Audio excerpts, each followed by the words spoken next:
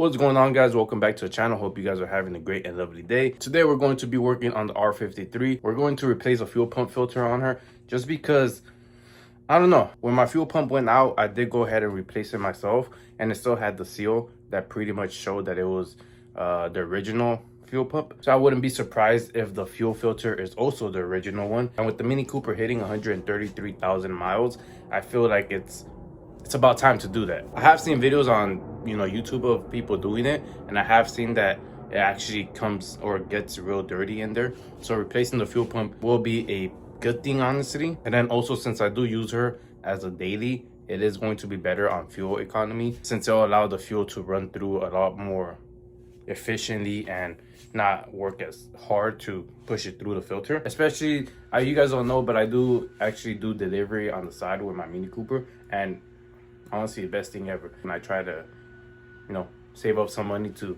either build the project cars or whatever it is I need it for. So actually saving gas on her will, even better than she's doing right now, will be a whole lot better on my pocket. So that's what we're going to be doing for today's video. I actually have the part right here. I honestly don't remember where I picked it up from. I think I picked it up from Amazon.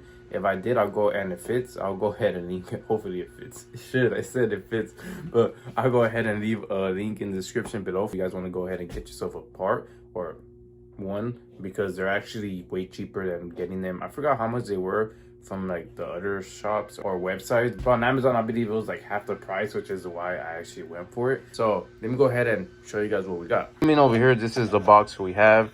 This, it didn't come in this, it came in you know how Amazon ships their items in a cardboard box, and then it came inside this. This was pretty much closed, but I opened it just to check out the parts, make sure it was good, and I wasn't able to fit it back in correctly and be able to close the lid. But inside the box we pretty much have this. So in here we have the two O-rings that, is it two? It should be two. Yeah. Oh, how about I get scared, man. It has two O-rings that get replaced. They do give us two gaskets. I'm not too sure why. I guess it's for if you're replacing the fuel pump as well, you have an extra gasket for that.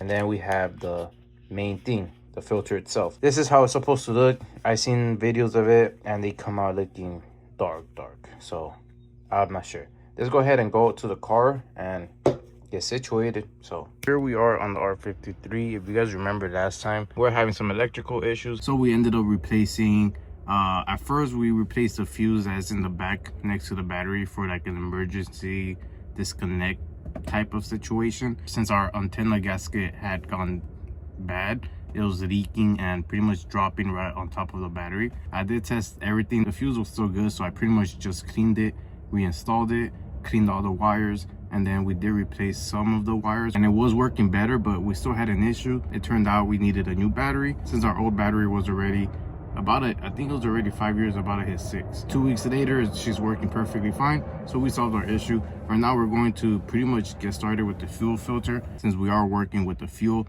you guys don't want any electric running through the vehicle because it could pretty much start a fire. So we are going to disconnect the battery. Once we do that, we are going to go into the engine bay, and I'll show you guys what we do from there.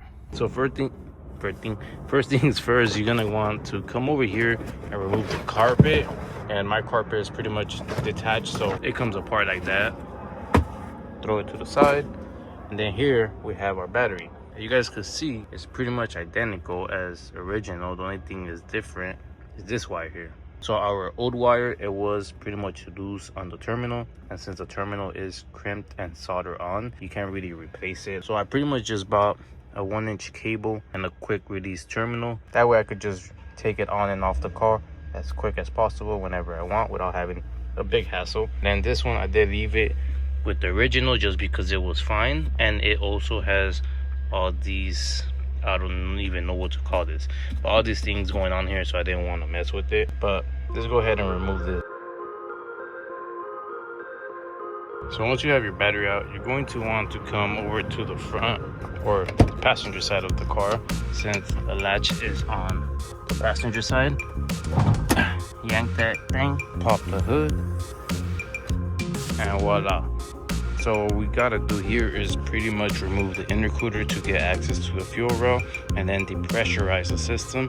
That way we don't have any pressure in the fuel system, because if you do, when you go to remove the filter itself, all that fuel will just shoot up. You do want to make sure that you depressurize the system. To do that is pretty much these bolts right here. You don't have to remove all of them, just have to this guy and this guy, then shimmy the intercooler out the way, and the fuel rail will be right there, which will have a little stem cap like this, not like this, but like a bike stem, and you'll just twist it off, which will expose a valve just like this. And same aspect, you'll just push it in, which fuel will come out. So you do want to have like a little can to catch it or something like that. So once you depressurize the fuel system, the tripod is kind of in the way, but you want to go ahead and pretty much just remove your rear seats. You pretty much have these two black caps. The last time we did the fuel pump, we removed that guy. So this time we have to, remove this guy right here. It will be the same aspect. Damn, I didn't bring a hammer. But you'll pretty much want to remove those bolts on there, and from there pretty much just pry that cap open, since it is pretty much sealed on with like a type of adhesive. And then from there you'll want to use a hammer with a flathead screwdriver, preferably a plastic one, so that it doesn't create any sparks near the fuel, and use those tools to remove the cap that goes around the fuel filter housing. So let me go ahead and grab that real quick.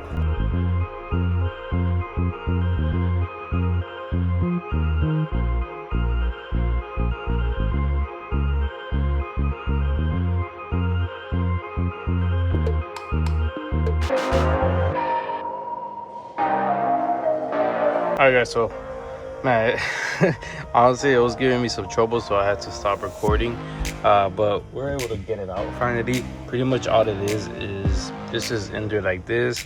Oh, I guess I can't even see it. This is in there like this. What I did was I just stuck a screwdriver or a flathead screwdriver in here and used that to kind of give me a leverage to twist this, because you have to twist this over and then pop it out. However, if you guys see, there is an O-ring right here, and this O-ring pretty much gives it resistance.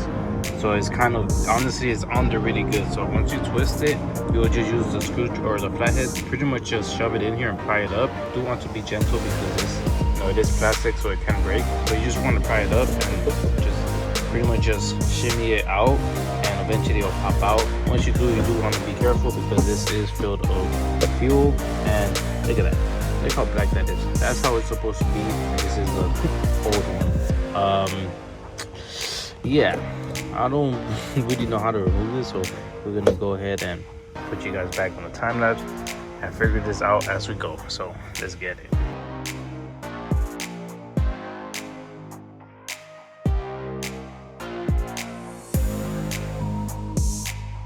You would want like a turkey base, and a turkey baster or like a syringe to kind of get all that dirty fuel out. I don't know what happened to my tool. I was trying to use the little cup that I cut out of a water bottle to kind of get it out, but this doesn't come out completely. So I was just kind of like, and you know, tsunami style. But that's all we got. So for right now, we do have that little O-ring right here that has to get replaced, and it does come with two. So there it is. So the second one is right on top on the cap itself, and then this one will get replaced with one of the new ones. And I thought that the second one maybe went for here, but this is actually plastic and not rubber like this. So the second one will be for the pump itself, but we did replace that when we did the pump, so we don't need it. But I will just keep it just in case I need like a spare part or something. So what we're going to be doing now is removing these little O-rings and pretty much reinstalling the new ones. So let's get it.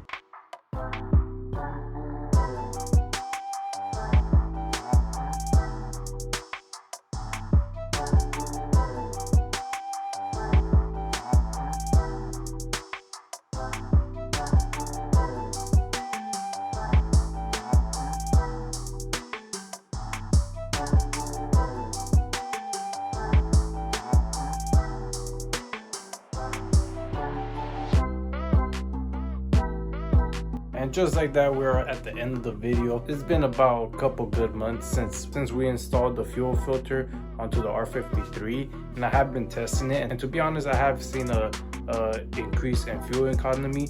I think they go up by like 2.5 miles.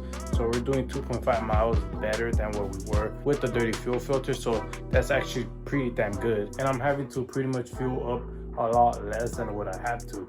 So if you guys haven't done that already, I would actually recommend you guys to do it. But with that being said, that's gonna be it. Damn, I can't speak. It's like 3 a.m. right now, so bear with me. So I hope you guys enjoyed, and if you guys did, remember to leave a like on the video and also subscribe to the channel. I would really appreciate it. And with that being said, I'll catch you guys on the next video. Peace.